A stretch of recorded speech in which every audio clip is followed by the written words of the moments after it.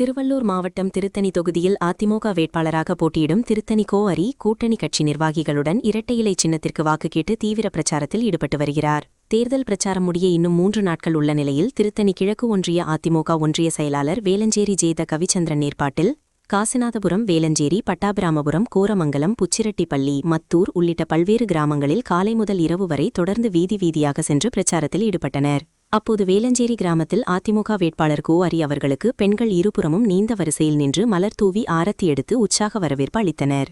அவருக்கு கிரேன் மூலம் ராட்சச மாலை அணிவித்து வீரவாள் வழங்கப்பட்டது. இதில் மாவட்ட இளைஞரணி அமைப்பாளர் சுஜன், அதிமுக நிர்வாகிகள், வழக்கறிஞர் அமுல் உள்ளிட்ட ஏராளமான அதிமுக நிர்வாகிகள் கலந்து கொண்டனர்.